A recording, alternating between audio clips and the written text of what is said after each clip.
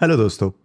इस चैनल पे हम यूजुअली अपनी स्टोरीज, न्यूज़ या दूसरे किसी ट्रिगर के बेसिस पे चूज करते हैं, जैसे कोई नई पॉलिसी, कोई अर्निंग्स कॉल या कम से कम कोई रिपोर्ट।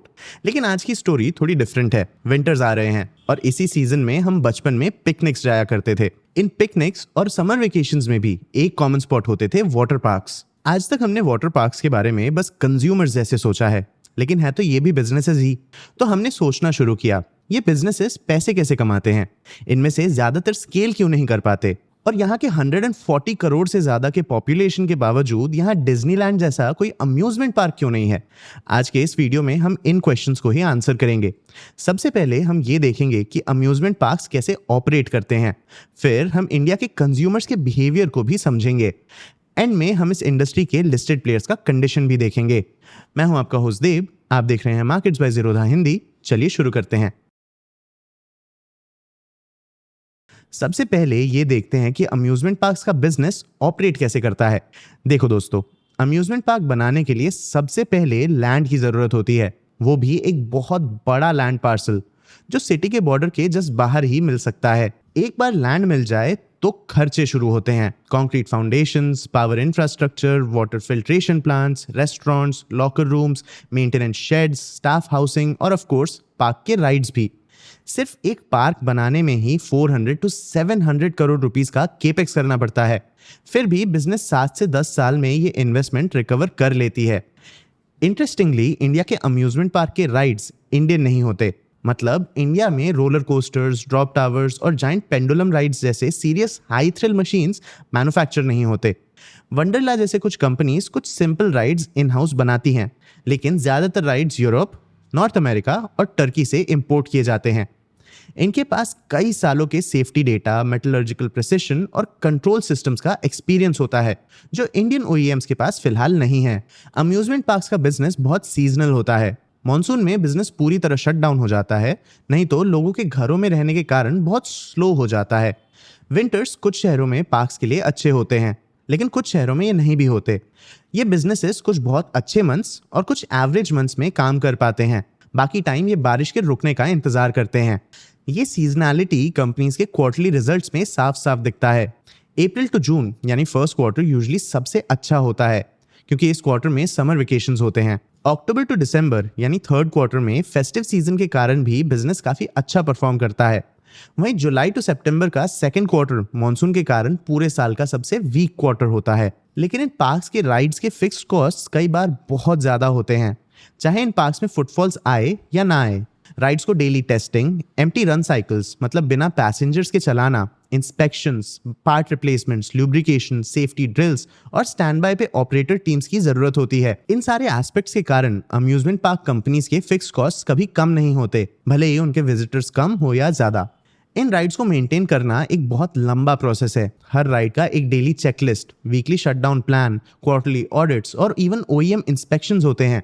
इनमें से कुछ प्रोसेसेस पास्ट के बड़े एक्सीडेंट्स के कारण ऐड हुए हैं, जैसे 2019 में अहमदाबाद का कांकड़िया पेंडुलम क्रैश, जहां राइड का मेन आर्म मिड एयर टूट गया। ऐसा ज्यादातर टेम्पररी मेलों में होता है, अम्यूजमेंट पार्क्स में नहीं। लेकिन इन एक्सीडेंट से पब्लिक में डर बढ़ता है। तो ऐसा बोलना गलत नहीं होगा कि अम्यूजमेंट पार्क्स का इकोनॉमिक्स भी एक रोलर कोस्टर ही है, और इसी रोलर कोस्टर का एक इंपॉर्टेंट हिस्सा है इंडियन कंज्यूमर्स। इंडियन फैमिलीज को घूमने जाना बहुत पसंद है, लेकिन इंडिया एक वैल्यू फोकस्ड मार्केट है। मतलब ये फैमिलीज अपने आउटिंग्स पे खर्च किए पैसे का पूरा वैल्यू लेना चाहती हैं। एक 4 लोगों की फैमिली टिकट्स, फूड, ट्रांसपोर्ट वगैरह मिला के लगभग 10,000 to 15,000 रुपीज खर्च करती है। तो पार्क्स अपने टिकट प्राइसेस तो नहीं बढ़ा सकते। अगर वो अपने टिकट प्राइसेस 50 रुपए से भी बढ़ाते हैं तो फैमिलीज अपने विजिट्स पोस्टपोन कर सकते हैं, या अम्यूजमेंट पार्क की जगह मॉल या मूवी थिएटर जा सकते हैं।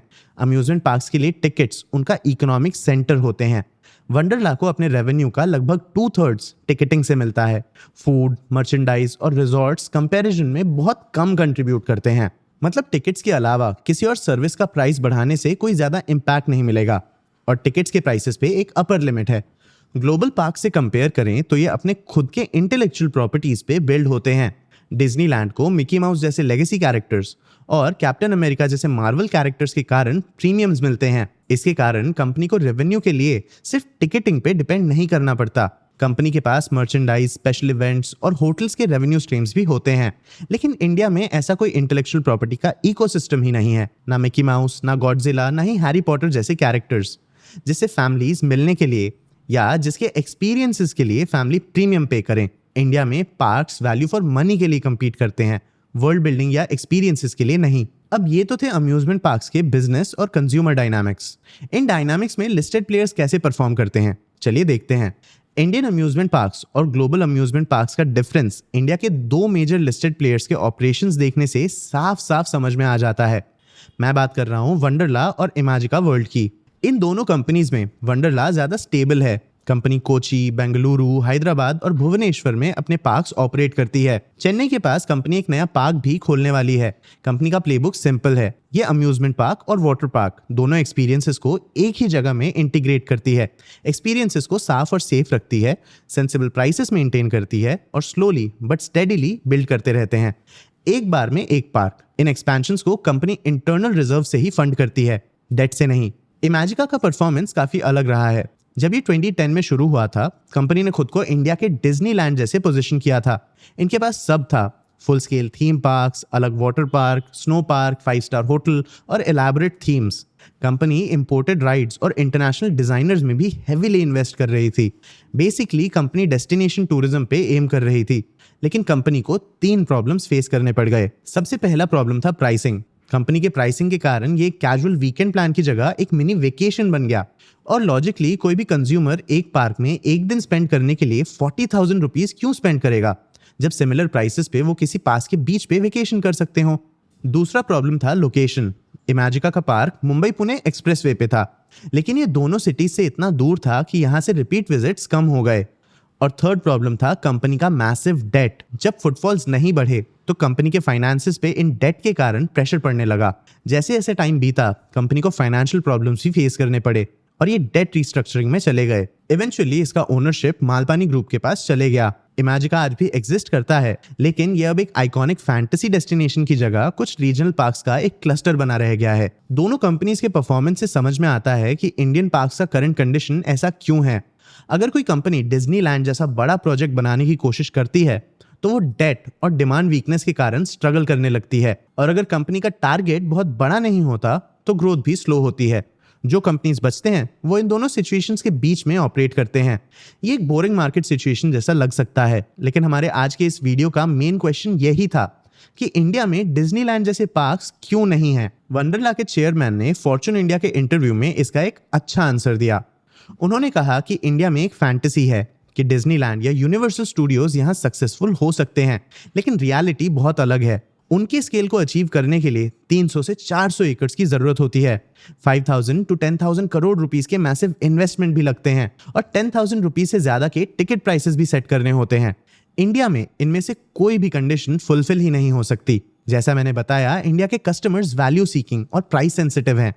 लेकिन बिना हाई टिकट प्राइसेस के अम्यूजमेंट पार्क कंपनीज के लिए वर्ल्ड बिल्डिंग इम्पॉसिबल हो जाता है। किसी भी कैरेक्टर के लिए dedicated lands, elaborate theming, expensive souvenirs या पार्क के स्टोरी या थीम पे बेस्ड होटल्स नहीं बन सकते। पूरा इकोसिस्टम ही कोलैप्स हो जाता है। अगर आप इंडस्ट्री रिपोर्ट्स देखते हो तो इंडिया का अम्यूजमेंट और theme park market take off के लिए रेडी लगता है। कुछ एस्टिमेट्स के हिसाब से इस इंडस्ट्री का वैल्यू फाइनेंशियल ईयर 24 में लगभग 11,000 करोड़ रुपीस के आसपास था और ये फाइनेंशियल ईयर 2030 तक 20 to 25,000 करोड़ रुपीस तक पहुंच सकता है। मतलब लगभग 9 to 11% का एनुअल ग्रोथ रेट। लेकिन इंडस्ट्री के इकोनॉमिक्स देखें तो ये प्रोजेक्शंस थोड़े ज्यादा ही ऑप्टिमिस्टिक लगने लगते हैं। ये प्रोजेक्शंस ऐसे अजम्पशंस पे बेस्ड हैं जहां सब कुछ सही होता है, लेकिन रियलिटी में ऐसा नहीं होता। बस एक हीट वेव, एक मॉनसून, एक राइड क्लोजर, एक सेफ्टी स्केयर या एक खराब प्राइसिंग डिसीजन और प्लेयर्स के लिए पूरा सीजन बिगड़ जाता है। अम्यूजमेंट पार्क्स को बस दूसरे अम्यूजमेंट पार्क से compete भी नहीं करना पड़ता, इन्हें हर उस एक्सपीरियंस से compete करना पड़ता है जो एक इंडियन फैमिली 10,000 रुपीज में अफोर्ड कर सकती हो। वो चाहे तो नियर बाय हिल स्टेशन या एक छोटा ट्रिप हो सकता है, मॉल में एक पूरा दिन शॉपिंग हो सकता है, या इवन घर में रह के वो पैसे बचाना भी हो सकता है। मतलब इस इंडस्ट्री के प्लेयर्स के लिए कंपटीशन काफी टफ है। इंडिया में हाई एंट्री बैरियर्स भी हैं, लेकिन इससे प्लेयर्स को ज्यादा फायदा नहीं मिलता। उन्हें नए पार्क्स खुलने से नहीं, प्राइस राइज के कारण कस्टमर लॉस या सीजनल चैलेंजेस का ज्यादा टेंशन रहता है। मतलब इंडिया में अम्यूजमेंट पार्क्स में घूमना एक फन एक्सपीरियंस हो सकता है, लेकिन इसे ऑपरेट करना ऐसा बिल्कुल नहीं है। आपको क्या लगता है, क्या ये सिचुएशन कभी चेंज होगा? अपने व्यूज हमें कमेंट सेक्शन में जरूर बताना। आगे आप कौन से टॉपिक्स पे वीडियोस देखना चाहते हो ये भी हमें कमेंट सेक्शन में जरूर बताना। अगर ये वीडियो आपको इन्फॉर्मेटिव लगा तो इसे लाइक और शेयर जरूर करना। ऐसे ही और वीडियोस के लिए चैनल को सब्सक्राइब भी कर लेना। आज के लिए इतना ही, मिलते हैं अगले वीडियो में।